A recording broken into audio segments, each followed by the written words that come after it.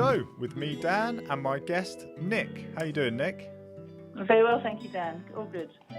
Good. Okay, well, I'll just introduce you very briefly. You're the second guest I've had on that I've never met, which makes you unique in that way. Never met in person.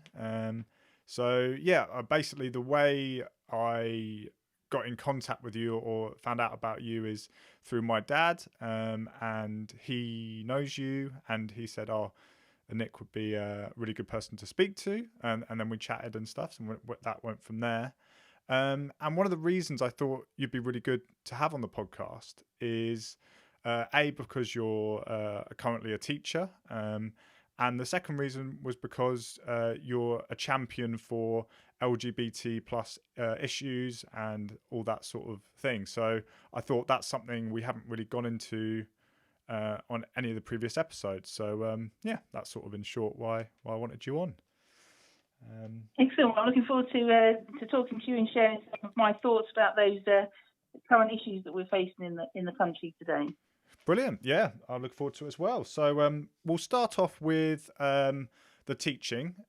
So could you just explain sort of the key points, sort of how you got in, why you got into teaching, how you got into teaching, and then just sort of a bit of your journey from then up until now, sort of your teaching career, I guess?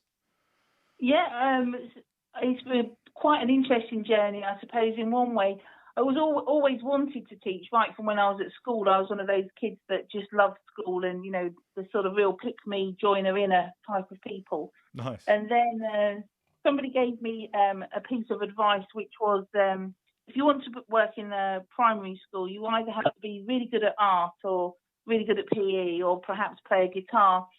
And I couldn't do any of those three things. So they said, well, in that case, go to university and do a straightforward subject degree, because if at the end of 3 years, then you decide you don't want to teach, you've got something proper and credible to fall back on.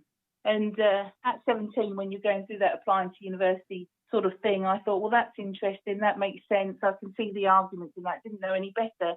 So I went off to university to do a geography degree. Well, of course, it was always the wrong thing, and 4 terms later I dropped out and found myself in the world of work and working in all things as in a security company, doing office work as a receptionist. And if you've ever met me, I'm not that type of person. I had to wear a skirt to work and be forced to look like a receptionist should look like in the early 1990s. It didn't sit comfortably with me at all. And a couple of years after doing that, I thought I really need to do something better with my life, which then led to working firstly with children with profound learning difficulties or physical disabilities, and then adults with disabilities. And I really felt like I was making a difference doing that, and had a couple of promotions. And it got to the point where I thought, really, I need a proper qualification to advance my career. So I applied to be a social worker. But luckily, a different person gave different advice, and they said, do you really want to train, put your life on hold for 2 years to be a social worker? Is that really what you want to do? And I thought, actually, no, it's not. It really isn't. I've always wanted to teach. And they said, well, you might as well change, if you're going to change your life significantly for 2 years, you might as well change it significantly for 4 years and do what you really want to do. So at the age of 25, that's what I did. I was living in Scotland at the time, moved home to my parents in Hertfordshire, went to the University of Hertfordshire, enrolled on a 4-year teaching degree. And as they say, the rest is history. I mean, obviously that 4 years was a huge amount of work. But I finally qualified in 2002. And I now find myself at the 4th different school that I've worked at, moved into Bedfordshire, and now work in the 3-tier system. So having qualified to teach children between the ages of 3 and 11, I now teach children between the ages of 9 and 13. So it's been a sort of a journey to get here, but a really good one. Yeah. Well, thank you for that. And so you currently teach between 9 and 13, did you say? That's right, yeah. So yeah, is mostly that maths. Mostly maths? Yeah. So is that like a middle school or something, or is that, how does that? Because Yes, yeah. It's a middle school, so we're in the country fairly unique. Most local authorities have restructured and done away with middle schools. So Bedfordshire is one of the few, or Central Beds is one of the few counties where middle schools still exist. We just had the news as a school about a fortnight or 3 weeks ago, maybe, that our consultation to extend our age range has been accepted. So as of this time next year, our year 8s will have the opportunity then not to leave, but to be able to stay with us through and do their GCSEs with us, which is exciting. So for me, as a primary trained practitioner, within the next 4 or 5 years, we will have GCSE pupils at our school, and so I have a lot of excitement and about retraining, doing extra professional studies to enable me to, up the age of which I teach maths. And that was one of my main reasons for moving into the middle school system, to specialise further, because it's not something we tend to do in the primary sector. So exciting times ahead in that way. oh, brilliant! So has maths always been something that you've been quite good at or quite interested in? It's really funny. Whether you're good at something or not. I was an early adopter of maths, if that makes sense. I mean, when I was very young, I was just one of those kids that saw the patterns, and I think I quite quickly grasped how numbers work and times tables and things like that. So, yeah, when I was very young, I found it quite easy, and I was good at it. I was quick at it, and people value speed in maths. I mean, I now know as an adult and a teacher of maths, it's not about speed at all, and creativity of thinking and more than one journey to the end is far greater things to cover than being quick. But no, I was an early adopter and was good at it. By the time I did A-level maths, it was a real struggle. And at that time, I did my A-levels in 1991. Those of you who are good at maths will quickly work out that I am 47. But, the access to, there was no online learning. There was no after-school maths clubs. There wasn't the prevalence of having maths tutors and things like, or any type of tutoring like there is now.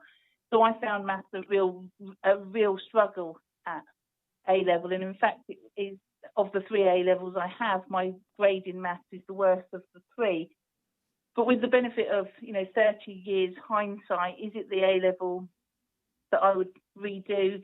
Yes, it absolutely is, and I certainly love the subject. And the older I get, the more I understand about it. And I suppose the more I understand how to help children to unlock the code that is naturally within maths and show them the way to be successful. So it is something I've loved, something that I've adored, something that I've struggled with, something that I've battled with, and it's a lifelong journey that now I love to share. Brilliant. And how has your experience been in the last few months with this pandemic and stuff? What's been your teaching experience with that for you and your school personally? Yeah, well, I laugh because I know that we're planning to talk for around about an hour, but I think such a broad question of that, most teachers could fill weeks with the answer to that. It's been a really challenging and really difficult time. Although that said, it's had major highs and as well. I think from the teaching perspective, I mean, when I think back to the last week in March that we had as a full week, we went to school on that Monday, not having any idea that by the Friday the government would have announced that all schools would be nearly closing. I mean, very, very, very few schools have in fact closed completely. The vast majority of schools have never closed. And to turn that around and then to move the majority of teaching onto online and find that new way of engaging and working with children has been a monumental effort, and I think the teaching profession should be incredibly proud of what they've done.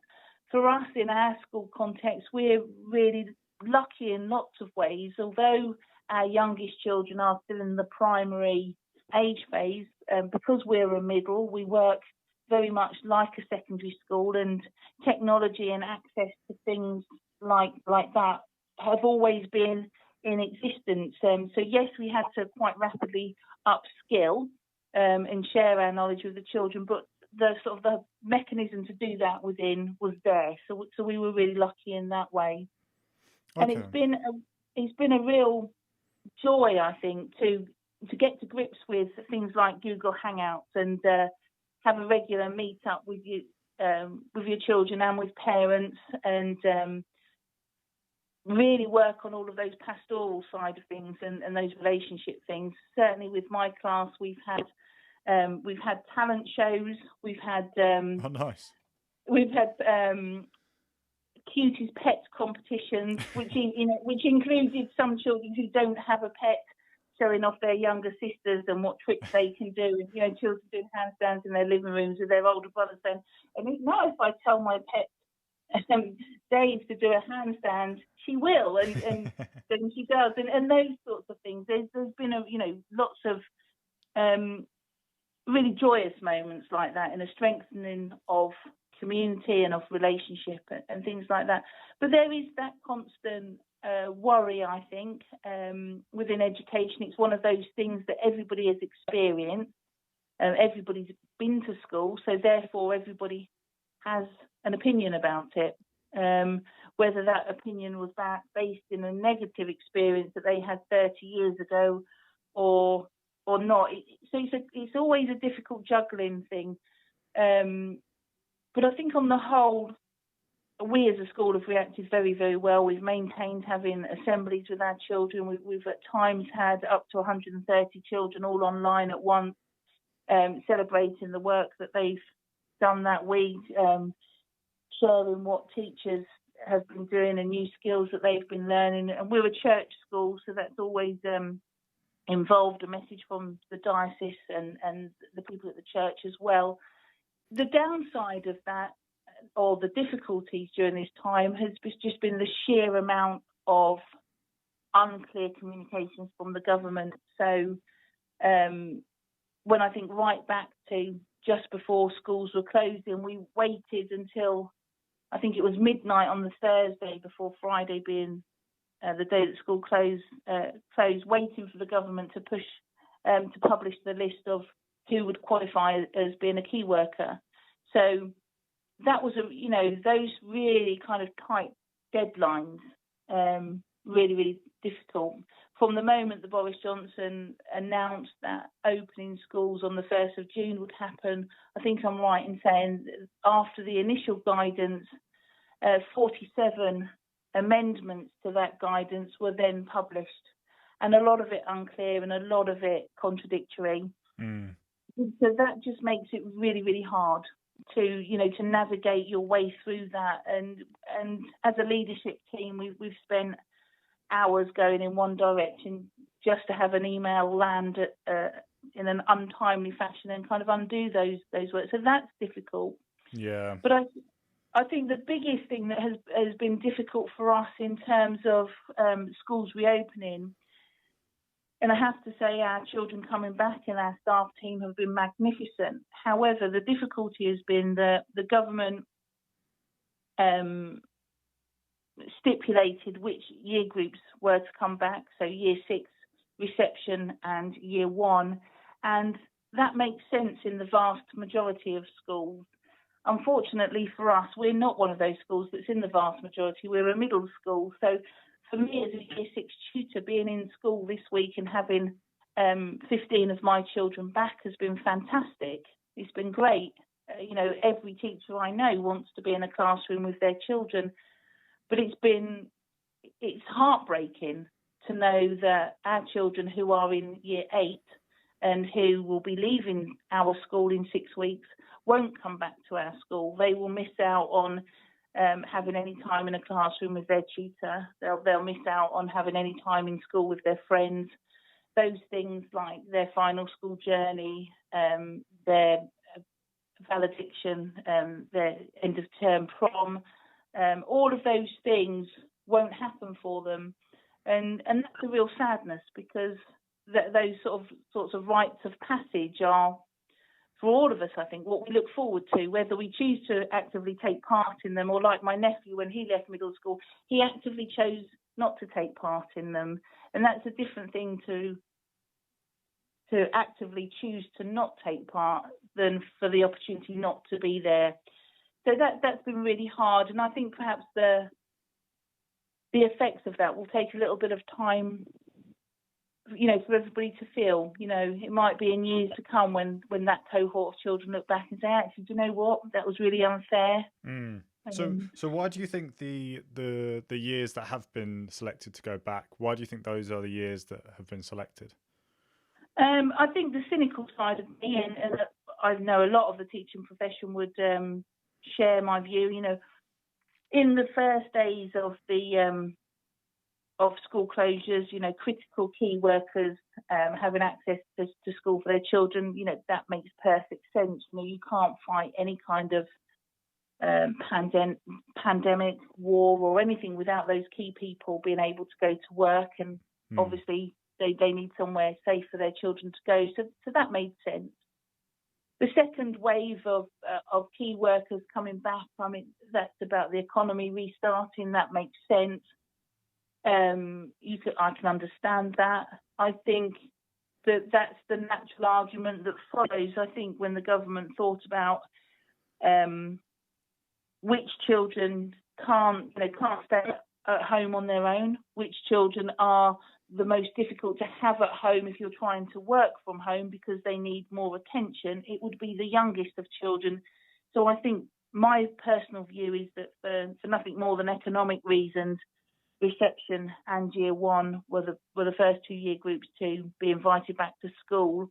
I imagine then that the conversation went something like, oh, but so-and-so mentioned they've got a child in year 6, a junior education minister or somebody within the department, and they'll be missing out on transition to secondary school. Perhaps we better do something for them.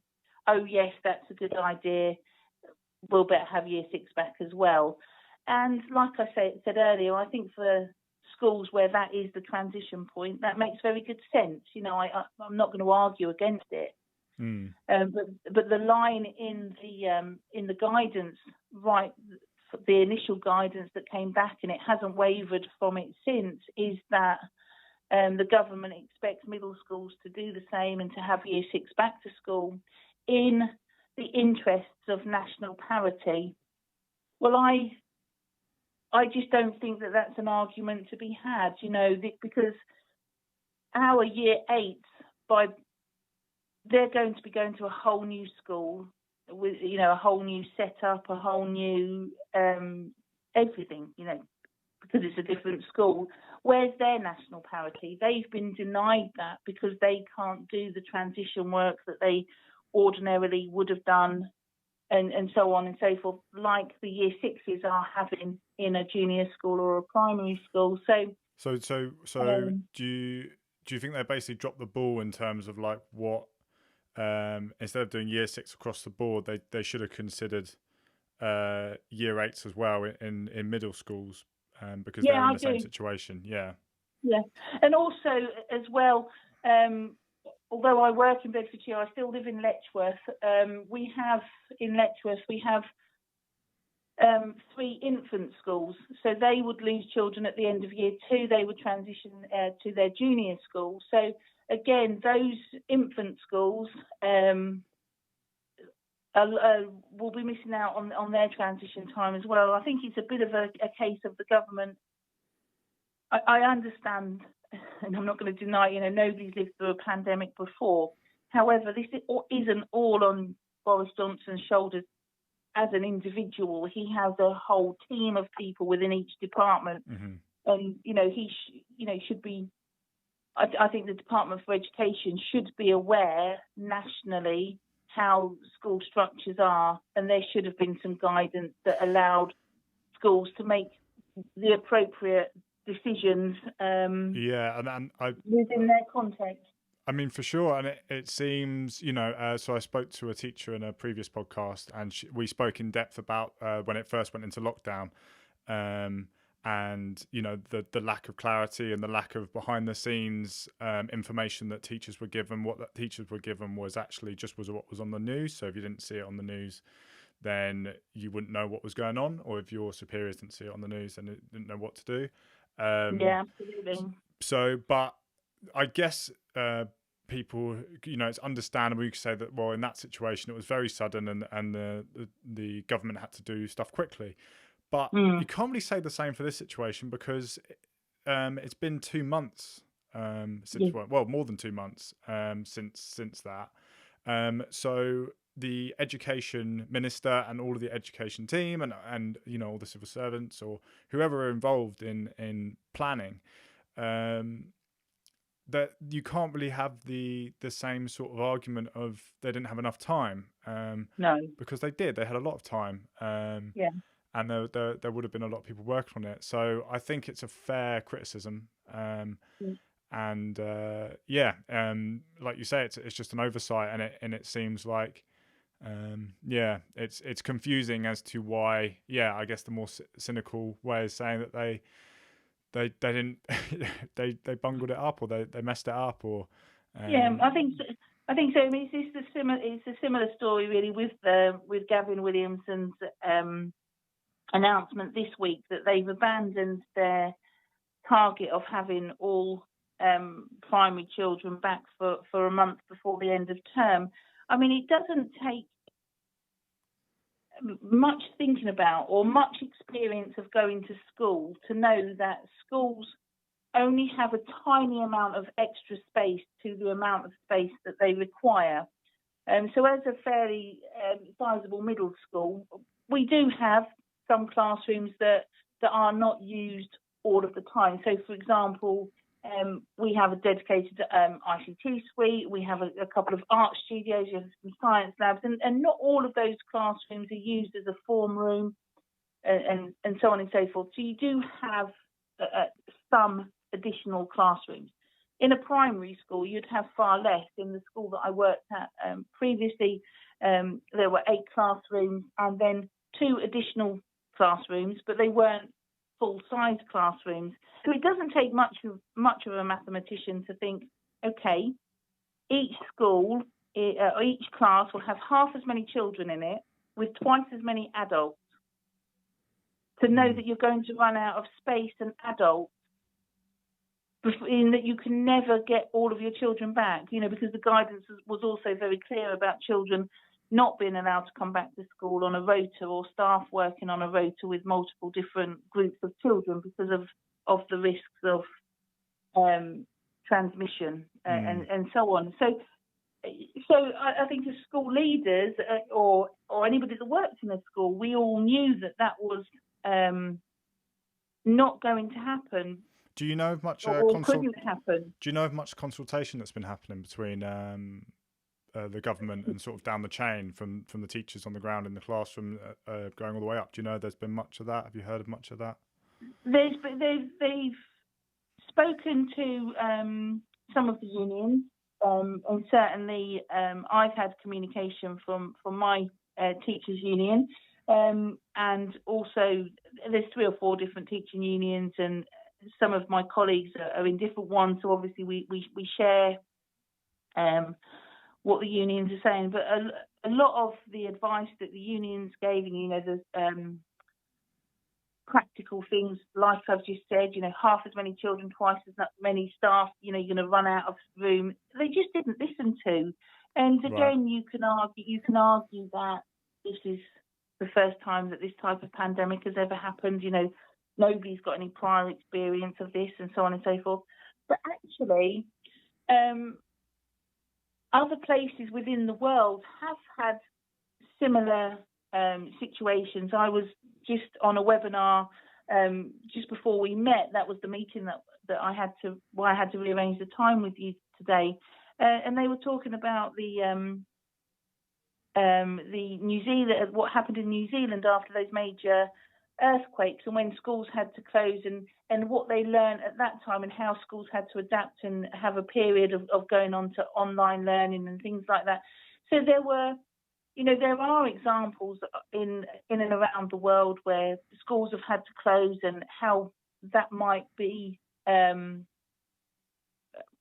we might make adjustments for that.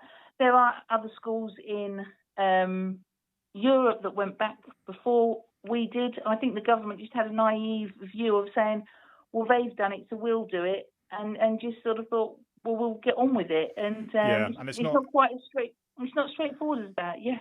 And it's not, and it's not enough in itself. The people who say, "Well, we've never been through a pandemic before," it's like, yeah, okay, that is true, but everyone's dealing with that, and everyone has to deal with it as effectively they can in their own way.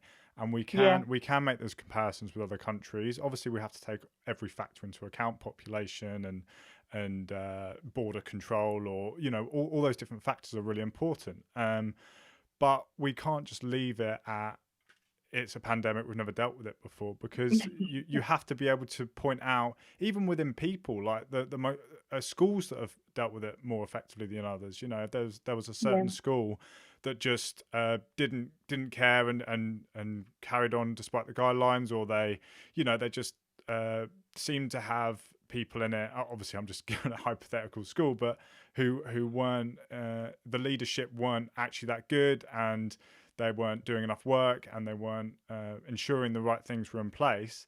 If that school then said, "Oh, well, we've never been through a pandemic before," it's like, well, yeah, look at all these other schools that are doing other things that are a lot more effective. So, yeah, I think you're right. I think it's not enough to say that we've never been through a pandemic before, because everyone's in the same boat in that sense. So we need to be able to criticize. I'll just quickly, because it'll be good to move on to the next subject, but I'll just ask one more question about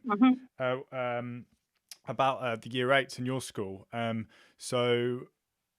What's happening with them then? Because they're going to go to a new school. Obviously, the year 6 thing, like you say, was put in place so that transition can be made easier. What's going to happen with the year 8s in your school?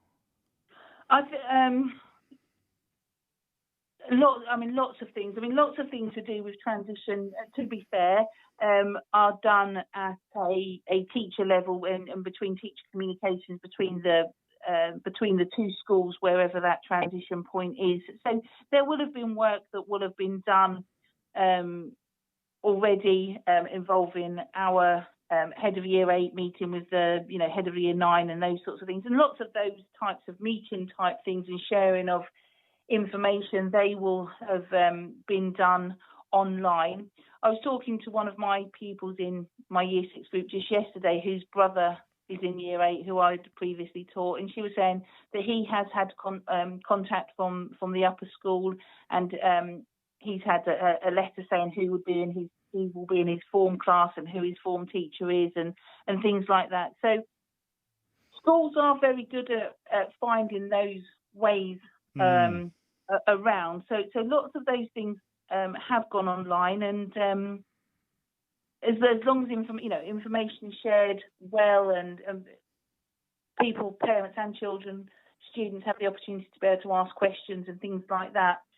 Yeah. And it won't be not a not good process. But from our point of view, with those usual celebrations that we have, we're having to be very creative about that. So some things are in the pipeline to kind of put together in a virtual way. So as a school, we've made various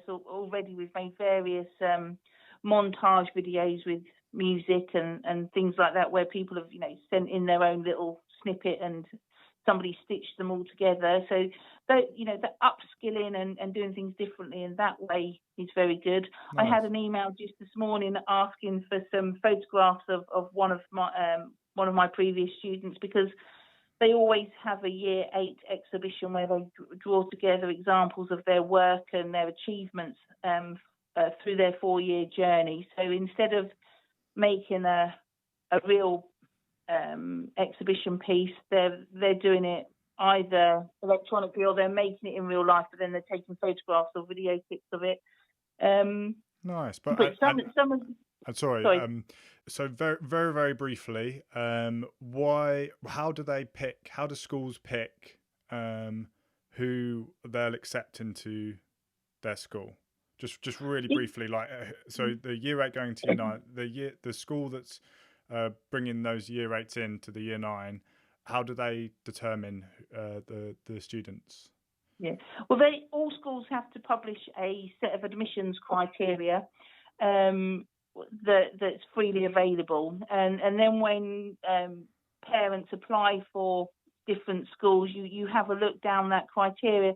So basically, even with academies, the local authority is still responsible for looking at all of the applications that any one school has had, whatever age that is, and then ranking the children according to that criteria. So all schools, the first criteria is if you are a looked after child, so a child living in foster care, or you've been adopted, or you're always top of the list. Secondly, if you have an education healthcare plan, so you have some sort of disability or learning difficulty of some sort that requires extra support in school, you'll be second on the list. So those two criteria are set for all schools, and then it's up to schools how they list their criteria. Out for our school, it goes something. I've got the categories right, the order I might not have got quite right. I think our first criteria is if you have a sibling within the school. Second criteria then is if you go to one of our named feeder schools. And then it goes to catchment, so the children living closest to our school will be taken first. And there's also a category lower down about, because we're a church school, if you are a religious family and you want a place based on your religious beliefs and faith, then that comes in. We also have a criteria lower down about if you are the child of a permanent member of staff. Mm-hmm. And I think those might be all of the criteria. So essentially, in our school, we have an intake number, a pupil admission number of 150. So the local authority will look at all of the applications for our school and then work through those criteria. Say, oh yes, we've got 2 looked after children. They're the first 2 children. Yet they've got a place. Oh, we haven't got anybody with an EHCP. So we go on to the next criteria. Okay, children that have got a sibling. Oh, we've got 50 siblings. They've all got a place. And then they stop at the point at which 150 places are offered. Right. Okay. And then the process is the parents accept those places. There's a waiting list. Is then produced as well. So the year 8s won't be too badly affected. Obviously, they'll be badly affected in terms of but that won't affect them going into the next. Okay, cool. Okay. No. No, all of that was done pre-lockdown, so that's good. Okay, that's good. Okay, well, let's shift gears a little bit. You would you describe yourself as an LGBT champion? Is that the right term in the school? Yeah, absolutely. Yeah, that's a sort of a new role that I've taken on in the last couple of years at school. Okay. Could you explain briefly what that is, and then talk sort of how you did with your teaching career? Talk about how you came to the point where you're at now, where you're an LGBT champion. Yeah. Yes. It's probably easier to sort of start back in the depths of time, rather. Yeah, sure. And say how I got to this point. I remember back in 2002, just as I was coming towards the end of my teacher training, we had the opportunity to meet with our personal tutor and talk about, any issues about applying for jobs and, making those proper steps into a teaching career. And I remember meeting with my tutor and saying to them, I'm really a bit concerned. I've worked for 7 years in health and social care. During the time I trained to be a teacher and prior to that, and I've lived life as an open gay woman. I have the support of my family, and I've always had the support of my colleagues. I'm really concerned that Section 28 and the non-promotion of homosexuality that Act of Parliament. It still exists. When was that? So it's 2002. Right. You know, how open can I be in school? You know, can I tell my colleagues? I said, you know, I can accept that. I can just about accept that I can't tell the children, but you know, can I tell my colleagues and that I'm gay? And so this and act, obviously what was it called? Sorry, what was this act called? it was Section 28. It was one of a legacy of Margaret Thatcher, and Right. not being able to in any way promote homosexuality. There was some sort of a belief that you could perhaps teach children how to be gay or lesbian. I mean, it's kind of laughable now, but Yeah. really 2002 wasn't that long ago. So I had that conversation, and the tutor said, well, you know, Section 8 does still exist, and people have lost their jobs over it and things like that. You know, I would advise you not to. Right. What Not to even mention it to yeah, your colleagues and things. absolutely. Right. So you can imagine, you know, I was 29 at that time. You know, I'd been out. I mean, I'd known that I was gay since I was about 10. Wow. You know, just because I just had. It was Annie Lennox's fault on top of the pops, but you know, I didn't really understand what it was at 10, but I knew I was different at 10. And certainly, I'd come out to my family around the age of 20, and I think by the time I was qualified as a teacher, I was into my second or third sort of long-term relationship, and you know, those sorts of things. You know, so in being who I was established, if that makes sense. And Yeah. and for there might be sort of a hard thing to get your head around if you've never kind of thought about, are you different or not? But for a young gay woman, I've kind of accepted that. I mean, all of those cliches of I thought you just came out once, but actually you come out every time you meet somebody new, and it takes you years to realise that, because you build up the, you know, you think that as a gay person, a young gay person, you know, coming out is seen as such a big thing that you kind of, you just think you have to do it once, and it takes a while to realise that you don't. Yeah, so having been quite established, you know, within myself and comfortable with who I was on the precipice of my dream career, you know, something that I thought I was going to have and then didn't, and then got back and so on. And I thought, well, I'm going to start this career and not be able to be me. Well, luckily, the first school that I went to was incredibly supportive, and it, you know, quite quickly it was apparent that I could be me with the staff. It was helped by the fact that another newly qualified teacher started at the same time as I did, and he was gay as well. And I suppose in some ways, in our own ways, we were both fairly stereotypically a gay man and a gay woman. So I don't think we could have hidden ourselves very well from the staff had we have wanted to.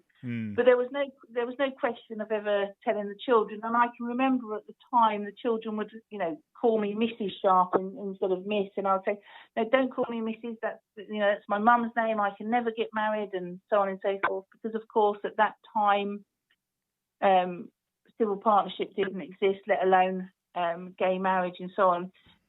So I had 6 really very happy years there, being me, but only being me in front of the staff. I think it was a not a very well hidden secret amongst the parents, but it was fine.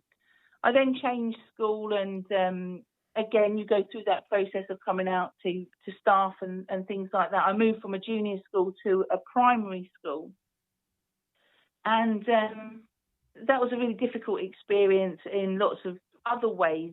But actually, for the first time in my career, myself and a colleague of mine who happens to be my best friend, fate drew us together in this working environment. We previously worked together a long time, but before we were both teachers, and it's just funny how things work out. And we were able to come out then, and that was good, and that felt really. It was really liberating to finally be ourselves, but it was a tough school, and although everybody knew and the children all knew, there was no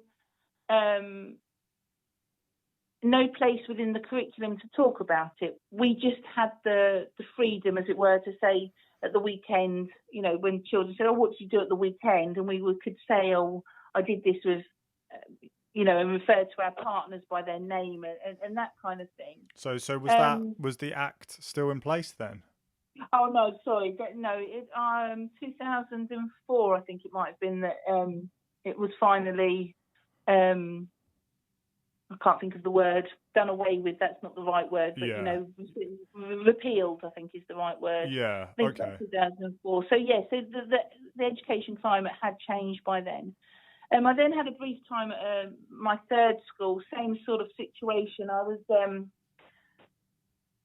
was eventually able to talk to the children and the parents and be the real me, but I had to have an awkward conversation with the head teacher, and to begin with, she really didn't want me to say anything, but but after a while, she kind of came round, and that sort of rocked me for a bit, because I kind of thought we've moved so far forward. Anyway, I was there for a couple of years, and that was okay, and then moved to the school that I'm at now, and right from the sort of the word go, I sort of thought to myself, I really need to be me. I hate the word authentically me, because it sort of feels to me like you're drawing real attention to yourself, and I'm not really that type of person. But by this stage in my life, I'd turned 40. I'd lost my dad really suddenly a couple of years before, and as a family, that had really rocked us. And I then I was in an unhappy relationship at that time, and in an unhappy place at school, and I'd worked through the grief of losing my dad, and I worked through changing schools, and I'd worked through the end of a really difficult relationship, had a period of time on my own. And so I started the school I'm at now almost 6 years ago in a completely different place, with a new partner who I knew even at that stage that we would get married. And of course, in the intervening time, first we'd had civil partnership, and then we'd had the legalisation of gay marriage. So we knew that we could actually then get married. And I thought, I need to start on the front foot. I went and spoke to the head, and she sort of said, "Well, I've never experienced this before. I'd not really thought about it before." And she was new to the school as well. And she said, "To be honest," she said, "Nick," she said, "I have, because like you, I'm new. I don't know what our school community is like yet. I don't know the parents very well yet. I don't know our school governors very well yet.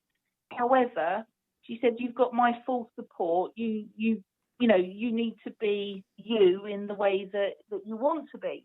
So, you sort of bide your time, and with one class, when it comes up, were you married?" "No, I'm not. And, well, actually, I've got a girlfriend." And, you just kind of broach the subject very naturally, like you would if you were straight. And so, I sort of came out and, built my reputation as a new member of staff in the school, and so on and so forth, which was good. And then we had, in our wider school community, a young girl in one of our feeder schools who had gone through a transition. She to become a girl, as it were. She'd identified as a girl. She'd been born as a boy. And how old was she? And 7 at that time. And we knew that she would be coming to our school, and we thought, we really need to. It's all well and good having people who are open and things like that, but we really need to look at our curriculum, and we really need to look at how we will support this young girl coming into our school in the next couple of years, and how we may support other students in the school, and so on and so forth. And the idea of having an LGBT champion, for want of a better term, was kind of born. And to be perfectly honest, it was almost a no-brainer that it would be me that would do it. Only because, we have other gay members of staff at school, but as humans, we all have our own privacy settings, I suppose, set at different things. And, you know, I'm not going to tell you every aspect of my life, but I certainly don't mind talking about being gay. And, you know, I don't mind sharing some of the positive experiences that I've had in my life and also some of the struggles. So, obviously, if you have somebody in that sort of role, they need to have a certain amount of willingness to share their own story. So that's how it came about, really. And to be honest, it's not a role that I dedicate a set amount of time to per week, like I do with the other leadership roles that I have within school. And, you know, obviously with the teaching commitment, you have this many hours of teaching English a week and this many hours of teaching this maths group and so on and so forth. But it's something that I have on my lanyard, on my ID card. It's something that I have on my email signature that goes out to, you know, to anybody I communicate with through school. The children all know. And since really we've just kind of put it out there that this is a role that exists. There's been various students over the last 3 or 4 years who have sought direct contact with me because they realise that they identify in a particular way. Parents that have reached out and said, you know, I'm not sure what's happening, but we've noticed this. You know, we kind of think it might go this way or that way. Have you got any advice? Have you got, you know, can you signpost us to any other resources and things like that? And it's just been a really positive experience. Alongside all of that, my partner, who's now my wife, she's been on a journey to teaching herself. When we first met, she was a teaching assistant, and she's worked incredibly hard over the last 7 or 8 years, firstly learning to drive and then doing GCSE maths and all sorts of things to finally qualify as a teacher. And she's just coming to the end of her NQT year in our school in year 5. So for my journey, from first starting my teaching career in 2002, not knowing whether I could tell my colleagues that I was a lesbian, we come towards the end of the academic year of 2020. I work in the school with my wife. Everybody knows that we're married, all of the staff, obviously, all of the children, all of our stakeholders, all of the governors, and people celebrate it. And when we got married at Christmas, nobody within the school community knew that we were getting married. We just posted it on Facebook after the event. And we couldn't have had a more positive reaction. It's just been really quite humbling. And Yes. and I think, for me, I just think when I was a kid, I kind of just didn't know you could be gay. I knew I was, but I didn't know how you could be because there were no role models on TV. There were no role models in books. You certainly couldn't have talked to a teacher about it. So for me, just being out and visible and happy to answer a question and happy to have a different combination of letters on my ID badge, I think it's partly giving something back. And if it just helps one child to know that they're okay being them, then my work here is done, kind of thing. Yeah, that's amazing. It's amazing, like you say, that journey from the way you felt first going into it to the point you're at now. And so what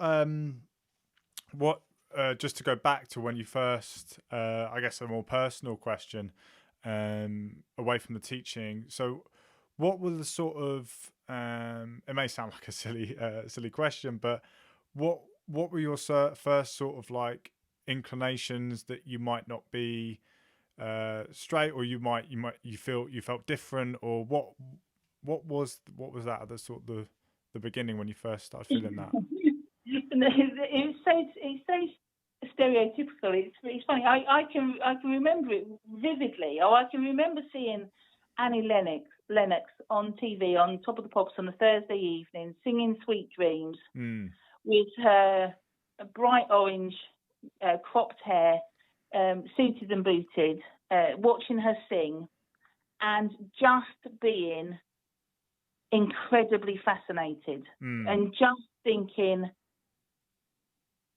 sort of, wow. And there's other. I mean, I was always very much a tomboy, and rode BMXs and played football, and and at that time, growing up through the 80s, there were no such things as girls' football teams and things like that. I really was born 20 years too soon. I mean, my life would have been different had I have not been born in 1973. But I'm sure we can all say that.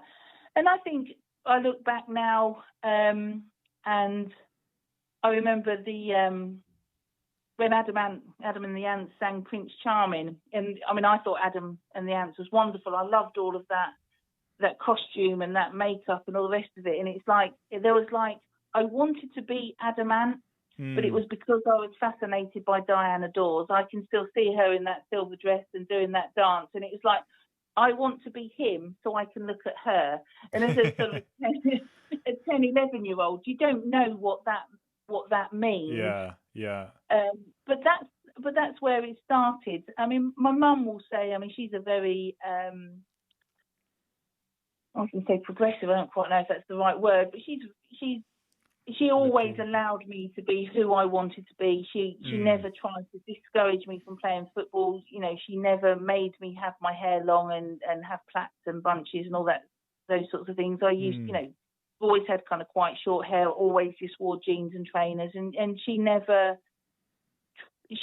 didn't have a view of how I should be growing up, which I'm really grateful for, because it made things an awful lot easier. But of course, teenage years hit, and it's really hard to be different. And I did have 2 or 3 boyfriends, and so on. Because I think at that time, as much as anything else, there is you want to fit in with your peer group. But also, looking back, growing up in a small village in Bedfordshire, there was no scene, no gay. There was no clubs to go to. There was no internet, and it's really hard to remember back to a time when there wasn't an internet. And I'm not saying it's easier for young people now at all. I don't believe it is easier. I think it's a different kind of hard. But for me, when I was growing up, there was no internet, no things. So you can't think, well, how would I ever meet a woman? And how will this ever be? And I guess an aspect we can say is easier, like the aspect of seeing and being exposed to a wider diversity of people is probably easier nowadays than it was back then. I think so. And the media is a good thing and it's a bad thing, and that's probably been the case for time immemorial. I mean, I look back to in my childhood and I think, can I, what lesbian role models can I name from that time? And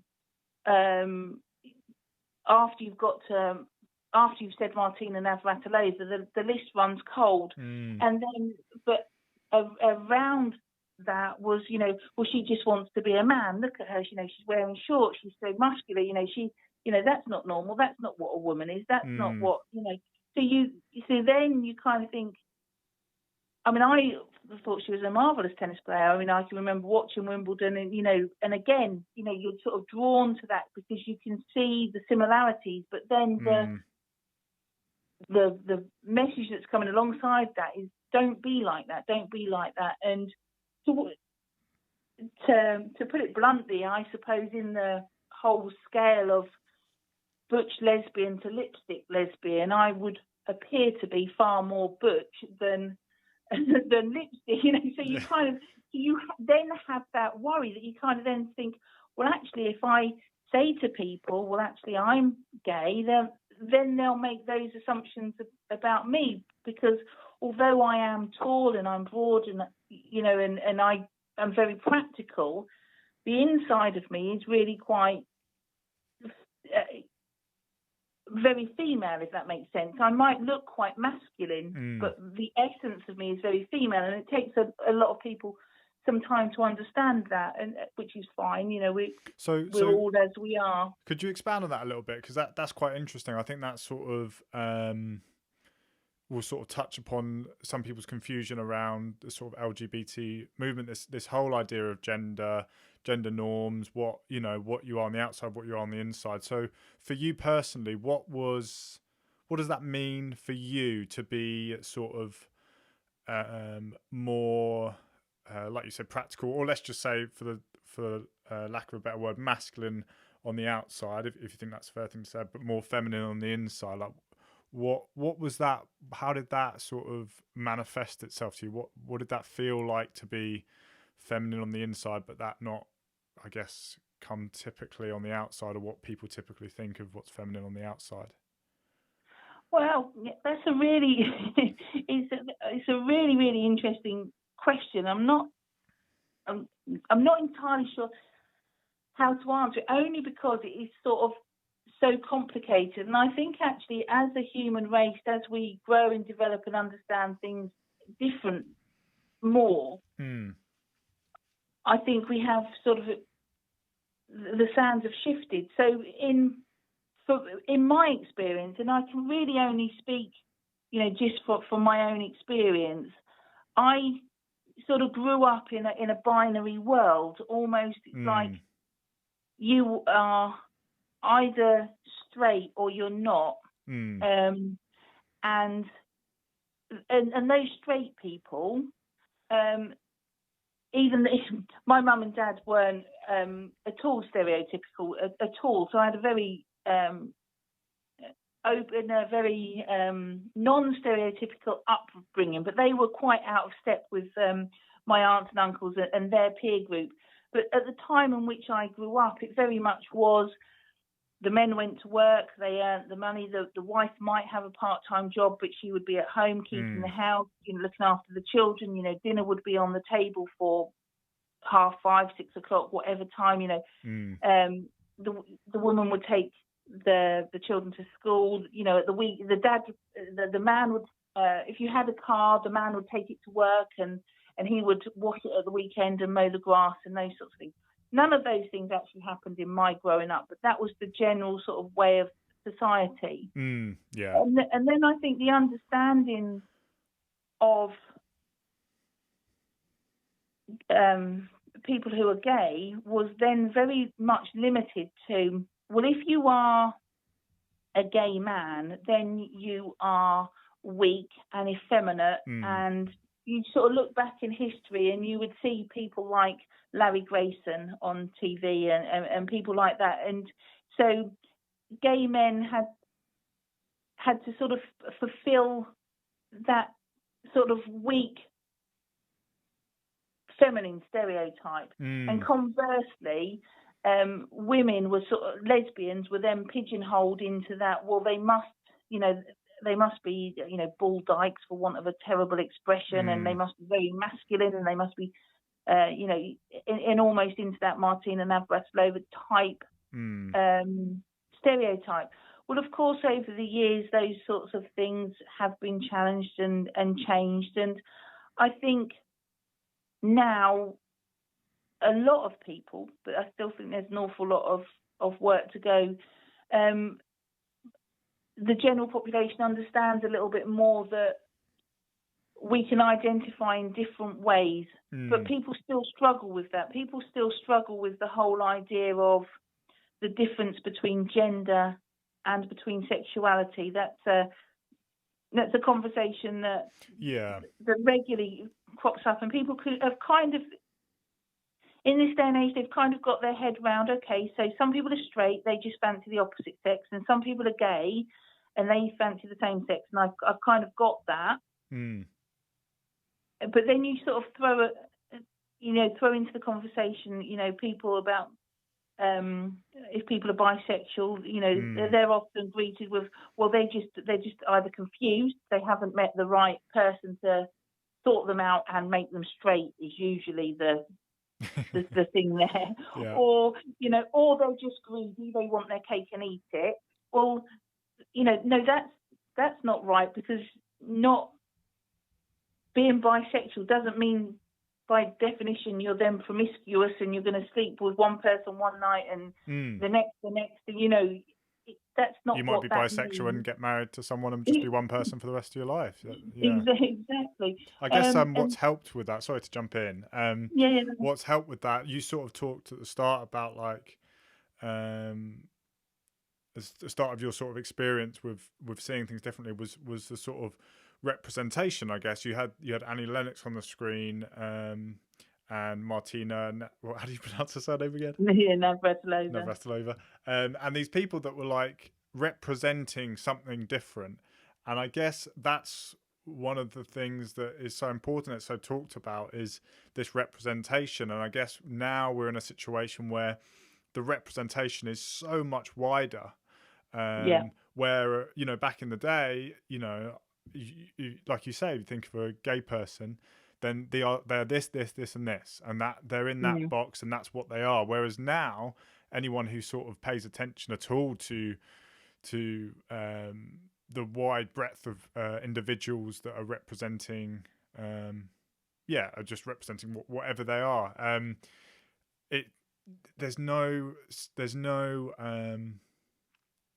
fixed box that you can put these people in, because when people think of a gay person, it's really wide open. It's like, well, they can be really into sports and manly, or they can be more effeminate, or they could love singing and dancing, or they could they can look different ways, they can all be different, it's yes, I think you're absolutely right. And I think for we all, whatever you're talking about, generally speaking, life moves forward, and we grow as a civilization from one period of time into the next, one decade to the next, or whatever. We sort of all stand on the shoulders of the people who have gone before us. And I, with a younger colleague of mine a few years ago, she had made a joke about being gay, which was or fancying a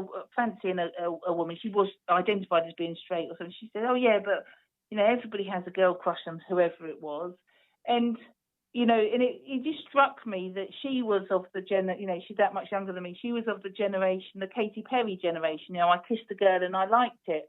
I mean, I can't imagine what that must have been like to have heard that song at 12 or 13 or something like that. That would have made a huge difference to me at that time. So more recently, I think it was last year, Sam Smith posted or tweeted or said in an interview that he regards himself as gender neutral, and that's sort of something that an awful lot of people are struggling to get their head around.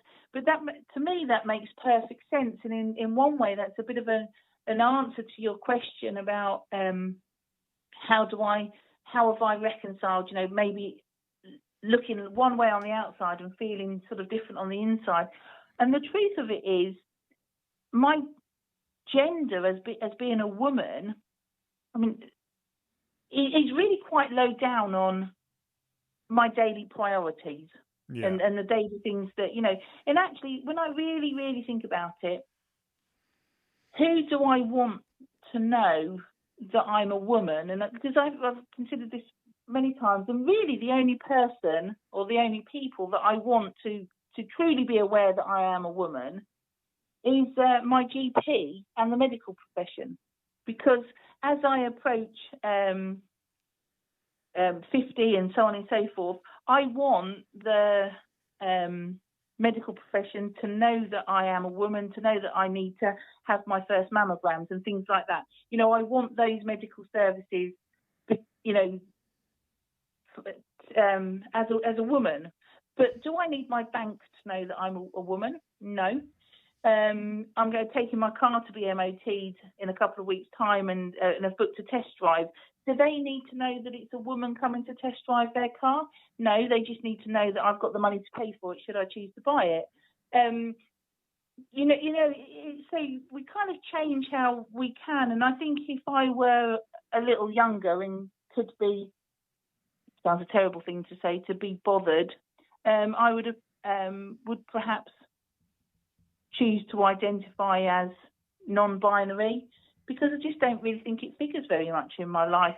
But that's on the back of an awful lot of thinking, and I know that there perhaps might be people listening at the moment who kind of think, wow, being a woman or being a man is the very essence of who I am, and that's great. That, it's just, for me, it's not that important. It's far more important my relationship with my wife, to be a good daughter, the friendships that I have, to be a teacher. That's absolutely the core of who I am.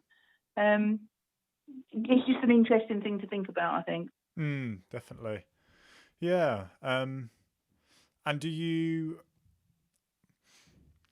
There's a few different ways to sort of go ahead with this. I've got so many questions written down.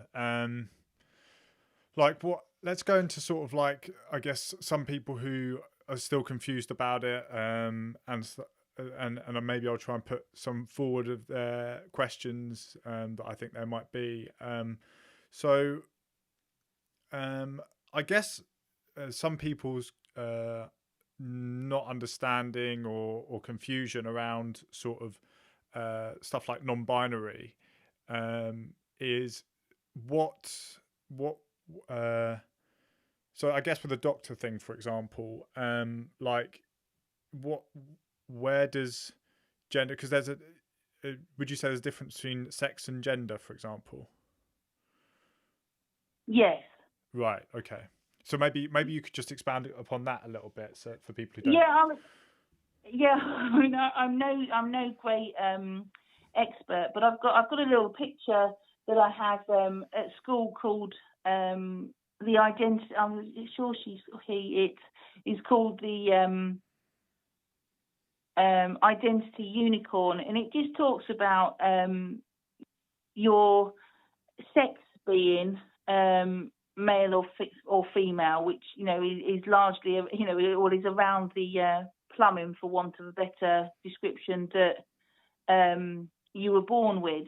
There is also then the whole idea of the sex that you were attributed at birth, because some babies are born with both sex organs and things like that, and usually a decision is made at that point whether that child is male or female. So that's the sort of the sex side of it, and then the gender side of it is that whole do you identify as being female or male, and then, as I said before, some people, for them it's neither one or the other, or it might change from day to day, or certain aspects of that identity changes. So for example, I know of men who would identify as non-binary, and for them it would be very, very important to be very smooth on their face and to wear makeup and things like that, but at the same time they feel like a man. It's a very complicated thing, and like I said, I don't know the answers. I just think as I've got older, I was born a woman, a girl. I am female. I do feel female. I don't want to be male, but it's just not that very high on my priorities. It's just not, something that I think about really very often. But I do want those medical services and things like that for a woman. Of course I do. Who do I fancy? What's my sexuality? Well, that's really clear to me. I fancy women. I only fancy my wife. I only want to be with her. But I fancy women. That's who I'm sexually attracted to. Yeah, and then that's it, I suppose. Really, it's I think the thing that's changed more than anything is I think we all have those different aspects to our lives. Some people will share that in a very obvious way or a different way by wearing clothes or makeup or whatever in a way that's unexpected, and that can cause some difficulty among the general population. But all of those things are there for everybody, even if they're ranked up at 100% at one end of the spectrum. Does that make sense? So some people, are born as a man, and they only identify as being a man, and they just 100% fancy women, and that's never going to change. And that's okay. And I think it's about accepting that and just being prepared to see people as individuals rather than as those stereotypes, and in the way that perhaps different groups have been seen throughout time. Yeah. There's so much more I want to go into, but we're actually sort of running out of time now, unfortunately. Let me just have a look at my question, just see if there's something we can end on. That'd be quite nice, because I think for me there's still a lot to talk about in terms of, I feel that there are a lot of questions around sort of LGBT and what it means and what all these different terms mean, like gender neutral, gender fluid, I think it'd be really good at some point to clarify more of that. I mean, would you be happy to come on another time and chat more focused about that? That'd be great. No, it would be a pleasure. Okay, well, just for now then, until next time, are you? Could you maybe just say what your views are in how we can move forward? What you see as positive steps forward we can all make in terms of supporting people who feel different in with their sexuality or gender or whatever. What do you think will be some positive steps we can take? I think for me, I think it's about sort of understanding and tolerance, and just putting aside the assumptions that you might have about a person or a situation or the way in which they're behaving, and really tuning to listening. What really are people communicating? What really do they want? So a lot of my work at school within the LGBTQ sort of champion role and that is being that listening ear, looking at our curriculum and yes, being visible, looking at the books that we read and the things that we teach, and are there gay characters in books in the school library and those sorts of things. But when children are starting to talk or behave in a certain way, I think it really is to take that step of caution and not presume. Some kids just like, for want of a better phrase, they like just camping it up and they like the attention that they get. It doesn't necessarily mean that they are on the cusp of coming out and saying that they are gay. Or equally, if children or young people or anybody says that they're feeling something different, they're thinking about things in a different way, it's really just to listen and to be a supportive listening ear rather than jumping in with a solution. You don't need, we don't need, people don't need solutions in that early those early days and so on and so forth. And also, things change. They don't necessarily change far from what people say at the beginning, but they can change, and also people can lead or have led really good lives, positive lives, and something change, and it almost looks like they've changed direction completely, but they haven't done it. But people are on a different journey. So sometimes when there's a change of direction, it doesn't mean that everything in the past was therefore bad. It was just that part of the journey. And to help people to feel good about that, really. Sometimes in my experience, when people have come out or whatever, then their friends think they've been supportive by saying, oh yeah, well, I knew that person that you were in that relationship, well, that was never going to go anywhere, that was always destined to be a failure and all this. Actually, that relationship probably had some really good times in it, and there will be a sadness that's ended, but there will be also a joy and some peace at moving on in a different direction. So yeah, I think that the key is to be visible, to be open to different characters in books and films and TV, music, and all the rest of it. But to be a good listening ear if you want to be an ally. And it's like something: find out, educate yourself, take the time, be a friend, be kind, ask questions as well. That's never a bad thing. Brilliant. Well, yeah, that's a great way to end it. And yeah, hopefully we can ask some more questions when I get you back on. Yeah, no worries. Look forward to it. But yeah, I'll just say quickly before you go, to anyone who's listening, if you have any comments or anything you'd like to say in response to my questions that I've asked, or in response to what Nick has talked about, then you can comment or you can share, but you can also email me on danjbrownuk@gmail.com.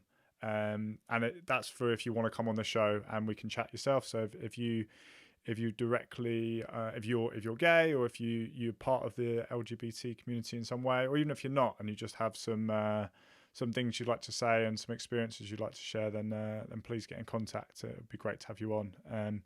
But finally, yeah, thank you very much, Nick. Oh, thank you. It's been a real pleasure. I've really enjoyed talking to you. Oh, good. Yeah, I've enjoyed it too. So, yeah, I'll speak to you at some point soon. Okay, thank you. Thank you. Bye-bye. Bye.